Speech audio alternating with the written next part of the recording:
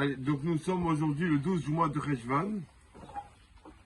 La loi d'un Rav il s'appelle Rabbi Yehuda Tzadka. Ce Rav a fait le test, le contrôle au Rav Imoun pour entrer à l'Yeshiva de Porat Yosef. Quand le Rav Imoun est arrivé en tant qu'élève pour être accepté à l'Yeshiva de Porat Yosef, le Rav Yehuda Tzadka lui a fait le test de Gemara. Donc on a fait la grandeur de ce Rav. C'est un Rav qui était vraiment très con, dit droit, sans hypocrisie, rien du tout. Une fois, il se trouve à un endroit, et il y a un rabbin qui a parlé là-bas à cet endroit. Il y avait beaucoup dans l'assemblée, beaucoup de donateurs. Et le rabbin à qui précède Rav Tzadka, il dit aux donateurs, je suis jaloux de vous, ils veulent que vous faites beaucoup de mitzvot et tout. Alors Rav Tzadka monte parler lui après, il leur dit, détrompez-vous, ne croyez pas que parce que vous donnez de l'argent à Yeshivot, on vient dispenser des mitzvot. Détrompez-vous, il a commencé à leur rentrer dedans. Parce qu'il n'aimait pas l'hypocrisie.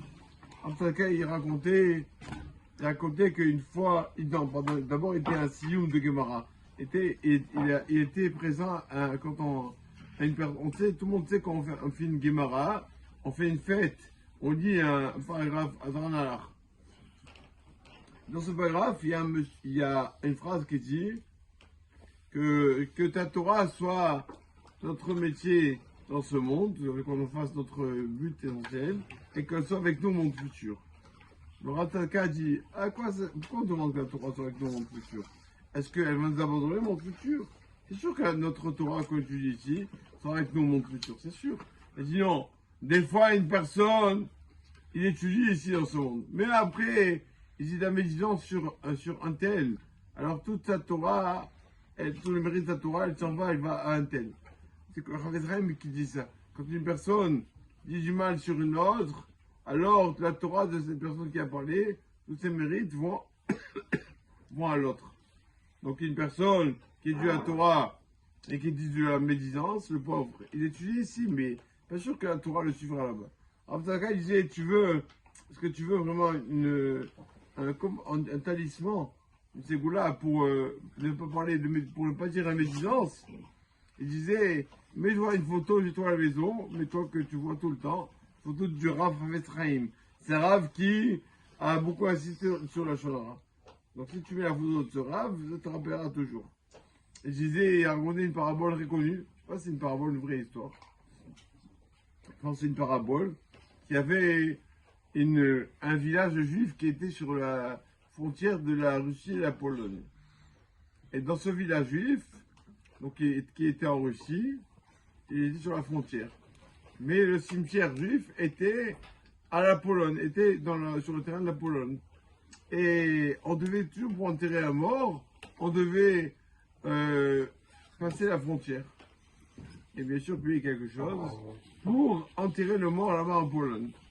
Et bien sûr, il y a toujours de partout des personnes qui profitent de la situation. On dit, on fait passer de l'argent, on fait passer de la marchandise. Et ils faisaient comme ça, ils sont habitués à faire ça. Et à chaque fois qu'il y avait un mort, ils faisaient passer de la marchandise avec.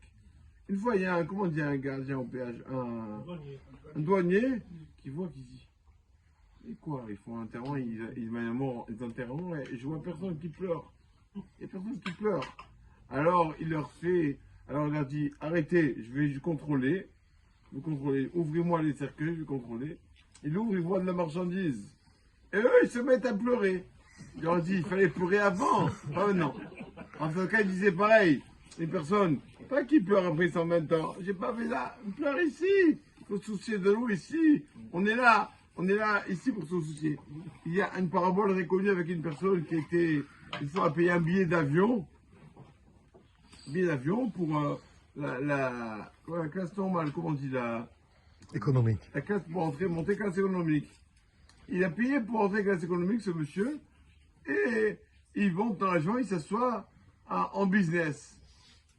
Alors l'hôtesse de l'air vient lui dit, excusez-moi monsieur, vous avez payé pour le business? Il dit, je vous paye maintenant, ce que vous voulez, je vous paye maintenant pour le business.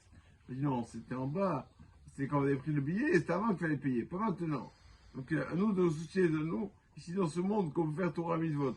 Pas après ça maintenant se soucier. Maintenant qu'il faut se soucier de tout ça. Bon, Amen, amen.